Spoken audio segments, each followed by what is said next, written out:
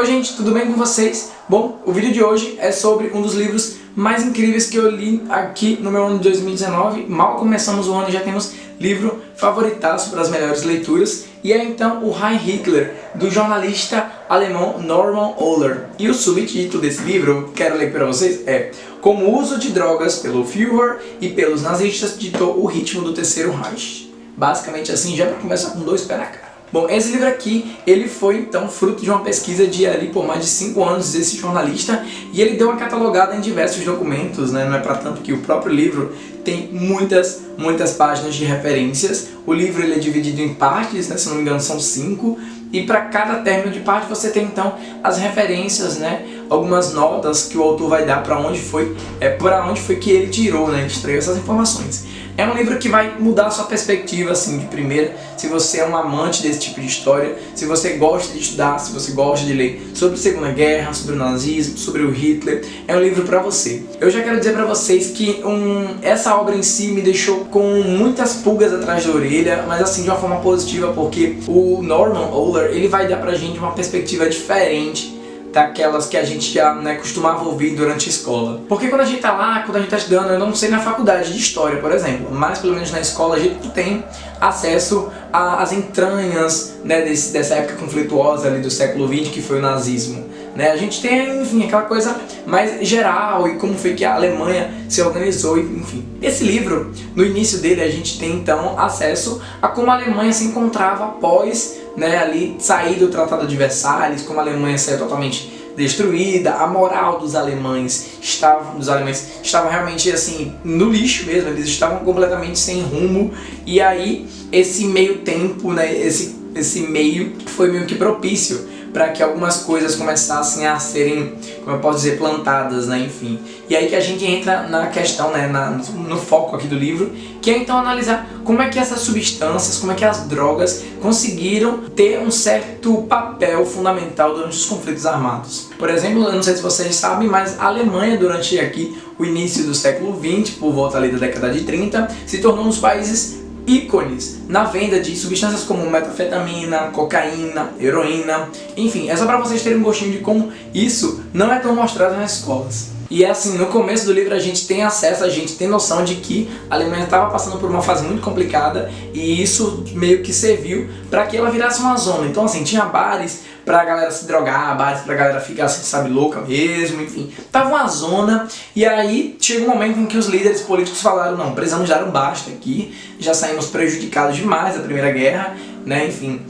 Não tinha aquele clima ainda, talvez, de Segunda Guerra mesmo, como eu posso dizer, totalmente declarado, né? Mas a gente sabia que sim, iria acontecer, era algo iminente, mas ainda a população, pelo menos, não tinha tanta noção, né? Como sempre. O que vamos saber também aqui no início da história enfim, é sobre essa caça às drogas depois de um tempo, né? A Alemanha estava ali propícia à venda, à divulgação, essas substâncias acessíveis a qualquer tipo de, enfim, qualquer tipo de nível da sociedade. Então assim, do mais pobre ao mais rico teria acesso de certa forma fácil às drogas. Só que aí a galera falou assim, não, vamos dar um basta porque precisamos nos colocar no local. Só que essa caça às drogas, na verdade esse discurso hipócrita, serviu para que os líderes nazistas começassem a utilizar isso de álibi para, né, enfim, espalhar o seu antissemitismo, né, principalmente, óbvio, com os judeus. E assim, você percebe que médicos judeus acabam perdendo a licença porque eles eram diagnosticados como usuários dessas substâncias. A população em geral, no começo, de acordo com o autor, a polícia fazia vista grossa, enfim. O início do livro é assim. E assim, um dos focos mais interessantes do livro é a relação entre o Theodor Morell, que era esse médico muito próximo ao Hitler, né? E como ele era ninguém, e ele ascendeu assim, sabe, de forma extraordinária, né? Bem parecido com o próprio Führer. É muito interessante saber que a galera que estava ali no meio, né, os grandes generais da SS, por exemplo, eles tinham certo respeito pelo Theodor, sabe? Uma coisa que fica muito clara é que já lá pro final da Segunda Guerra, quando a Alemanha já está se afundando no buraco, ele mesmo assim, né, está lá firme e forte, e essa relação que vai se dando aos poucos se mostra uma parceria para a vida entre o Morell e o Hitler. Uma coisa que vai ditar todo esse livro é como as indústrias Temmler conseguiram ter uma forte influência, né? Aliás, principalmente com a substância Pervitin. A Pervitin é uma das substâncias muito citadas aqui, né, pelo autor, que foi a substância assim, que deu o grande boom durante a Segunda Guerra entre os soldados, entre a sociedade ali rica da Alemanha, entre os nazistas, que aqui o autor também chama muito de partido nacionalista. Então eu vou ler aqui uma quote para vocês, que está na página 57, que é muito interessante, que é exatamente sobre o Pervitin, né? Diz o seguinte: o Pervitin virou uma sensação, relatou um psicólogo. Foi rapidamente bem recebido em amplos círculos, estudantes ingeriam o medicamento para suportar melhor o esforço dos exames, telefonistas e enfermeiras para aguentar os plantões, trabalhadores sob pressão corporal ou psicológica para alcançar melhor produtividade.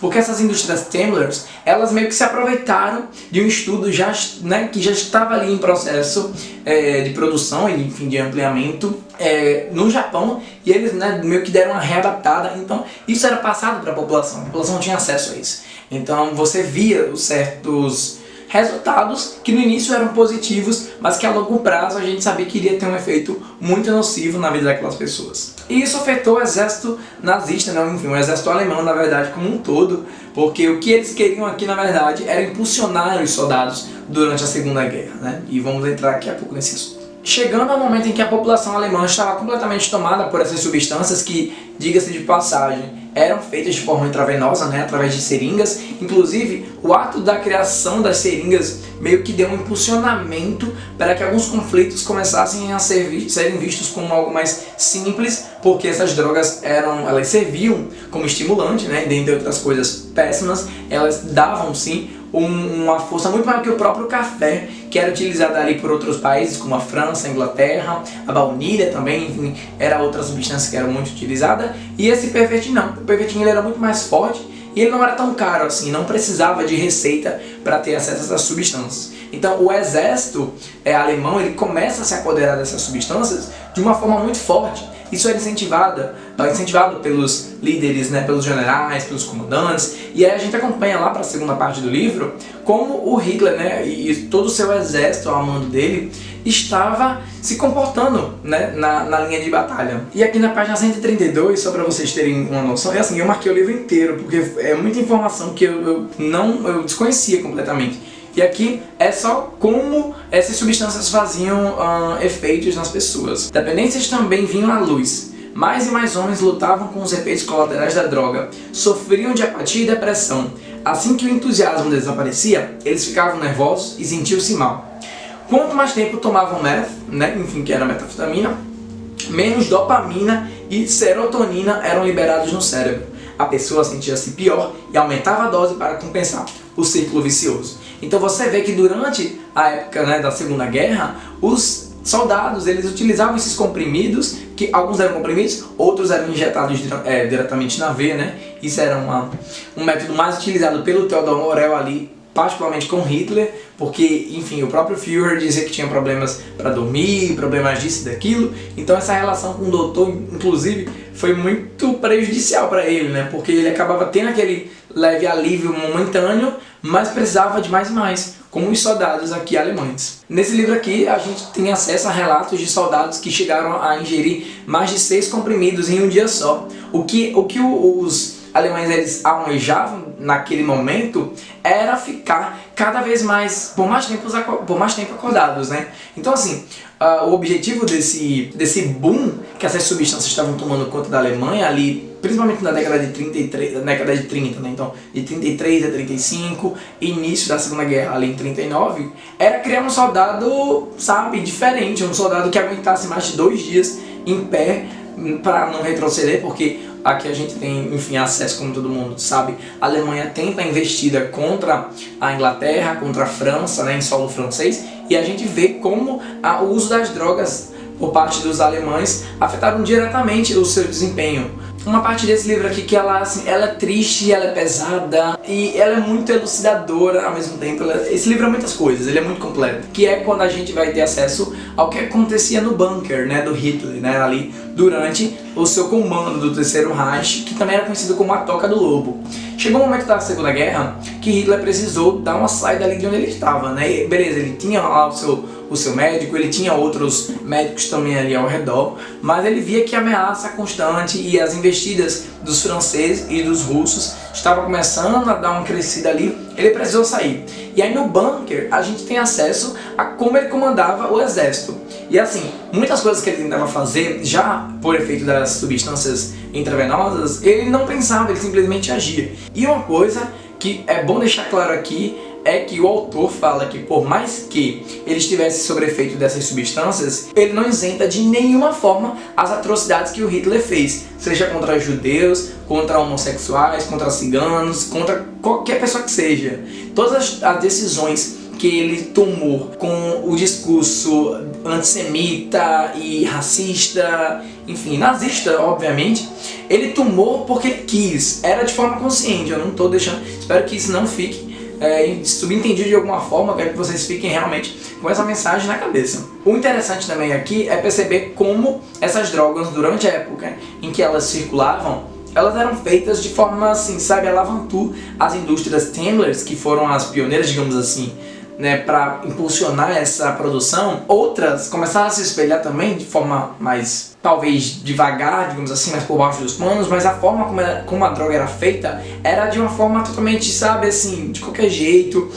Os equipamentos não eram limpos, enfim, não eram higienizados, mas os Templars, digamos assim, eles não queriam saber, eles visavam um lucro e eles achavam que estavam ajudando a Alemanha ali durante a Segunda Guerra, né? Porque toneladas e toneladas de substâncias, né, de comprimidos, eram mandados para as linhas de batalhas. E para, obviamente, forçar aquele soldado a se tornar um soldado ponto 2, digamos assim, né? Porque a gente sabe que muitos deles ficavam anos, dias, semanas, meses nas trincheiras e era uma coisa muito lenta, né? Eles avançavam de forma muito lenta.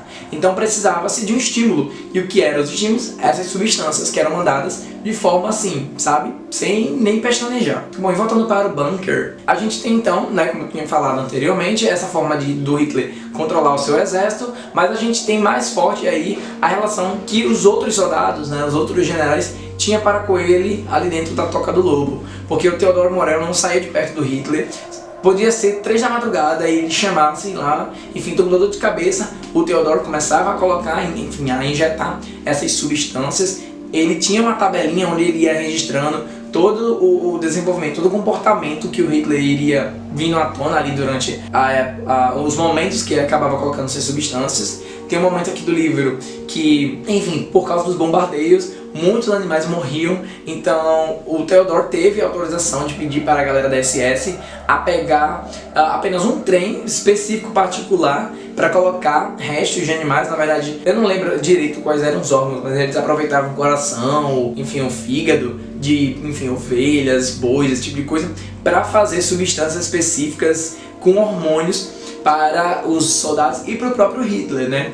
Então assim, vai se criando uma relação muito esquisita entre o Theodor e o Hitler, mas que ele tem uma confiança, assim, ele deposita sua mão, sua vida nas mãos do Morell, né? Enfim, e muita gente ali tem um pé atrás. Tem um momento do livro aqui que é muito interessante ver a desconfiança de alguns médicos, que também eram muito esquisitos, né? Enfim, que devo deixar isso aqui claro, em cima do Morell. Mas o Hitler tinha aquela coisa, se você não concordar comigo, beijo, tchau, e a gente sabe o que acontecia ali, né? Enfim, quando estamos se tratando de nazismo. Sobre aquele ponto que eu falei em que o Hitler não estava isento, ele não estava à base de drogas para fazer as merdas que ele fez, desculpa o palavreado, mas enfim, deixa eu ler aqui a quote que está na página 260, e o autor diz: os objetivos e os motivos, o mundo ideológico da loucura, nada disso foi resultado das drogas, mas estipulado muito antes. Hitler também não assassinou devido a um delírio, pelo contrário, ele manteve a sanidade mental até o fim. O Führer sempre permaneceu lúcido, sabendo exatamente o que fazia e agindo de forma fria e alerta. Dentro do seu sistema, baseado desde o início em delírios e fuga da realidade, ele agiu até o fim de maneira lógica, sendo terrivelmente consequente e nada louco. Um caso clássico de action libera em causa. Ele podia tomar drogas à vontade para se manter apto a cometer seus crimes. Nada reduz sua culpa monstruosa. Então você sabe qual é a opinião do autor aqui, né? Lembrando que o Norman Ohler, ele é então alemão. E assim, mais pro final do livro a gente vai ter então acesso àquela derrocada do Hitler ali durante, lá para ano de 43 para 44, que enfim, a Alemanha estava perdendo, não tinha como mais escapar, os soldados já estavam completamente fatigados e eles tentavam mandar mais e mais substâncias para eles, né, os comprimidos, Pervertin, Eukodal, né, que é outra substância, enfim, esse tipo de coisa. E, gente, um adendo aqui rápido, se eu estiver falando o nome ou a substância de alguma forma errada, deixa aqui nos comentários. Enfim, aí a gente tá então nessa fase em que o Hitler já está completamente perdido, mas ele ainda tenta, ele acredita ainda que ele vai conseguir virar essa situação. Chega um momento em que os soldados começam a morrer de forma muito, sabe, como um papel, porque eles já estão completamente desgastados do uso de substâncias, do tempo da guerra, das condições, obviamente, básicas ali do ser humano. E aí o Hitler começa a pegar jovens da juventude hitlerista. Então, assim, às vezes galera até menor de idade, sabe? Pra fazer essas experiências. E assim, pra mim foi chocante quando eles começaram a colocar essas crianças dentro de submarinos específicos para tentar dar o bombardeio final, né? Então, assim, muita gente morreu. E essas substâncias, elas, para adultos, já fazia um efeito completamente destrutivo. Imagine para adolescentes, que o organismo é muito mais frágil. Assim, era uma bomba de hormônios, era uma bomba de substâncias, cocaína, heroína. Aqui fala que antes, as crianças, né, da sociedade alemã, alguns pais davam cocaína para elas, em uma quantidade obviamente mínima, mas mesmo assim cocaína, para elas dormirem.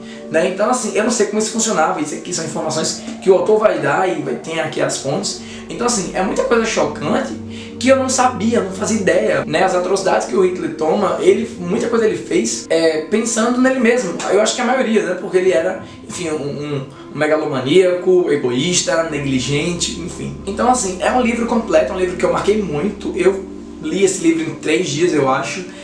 Você não quer parar de ler ele, você tem uma visão a cada página que você não sabia, sabe? Então, assim, é um livro muito completo, que eu particularmente gostei muito da escrita do autor, da forma totalmente respeitosa que ele tem para com os leitores, que inclusive no início do livro ele dá um alerta, né, a possíveis gatilhos aqui, porque muita coisa ele fala sobre os judeus. Não é o foco do livro, então, tá, gente? Não vão procurar, não vão querer ir para a leitura achando que vai falar sobre o Holocausto. A gente tem um certo tipo de informação, mas não é tanto. O foco aqui mesmo é como essas substâncias, sabe? Não vou dizer que foi o ponto principal para que estourasse a Segunda Guerra, mas pode ter sido um fator que ajudou assim, que interferiu, né, que influenciou a Alemanha e o seu desempenho durante esses 4 anos, né? Enfim, ali de 39 para 45 mais ou menos, 4, 5 anos. Enfim, se você nunca leu esse livro, me conta aí porque você não leu ainda, mas enfim, se você já leu, deixa nos comentários. É um livro que vai te deixar com muita coisa na sua cabeça. Eu surtei muitos momentos aqui, de 5 estrelas com certeza. É um livro que eu vou reler consequentemente mais pra frente. Eu vi a entrevista do jornalista, né, do autor, aqui no YouTube mesmo, e lá ele fala um pouco mais, é bacana saber um pouco mais da visão dele através de vídeo, né, de uma forma mais impessoal. Enfim, é um livro assim muito completo, que vai te dar informações de um contexto histórico, vai te dar informações mais pessoais de um líder e de uma das maiores personalidades do século XX, né, que foi esse louco, né, Adolf Hitler, como ele comandava as coisas, como essas substâncias foram crescendo aos poucos, e quando você, né, o leitor, percebe a Alemanha e o livro todo já está tomado por isso. Enfim, é um livro incrível, completo demais, vale muito a pena ser lido. E é isto. Se vocês gostaram desse vídeo, não esquece de clicar no gostei. Comenta aqui embaixo quais livros vocês me recomendam sobre a temática, sobre o Holocausto, campo de concentração e tudo mais. Enfim, eu vou adorar saber. Se você gostou do vídeo, não esqueça de clicar no gostei, se inscrever aqui no canal, compartilha esse vídeo com aquele seu amigo que gosta. E é isso, gente. Até a próxima. Minhas redes sociais estarão todas lá embaixo.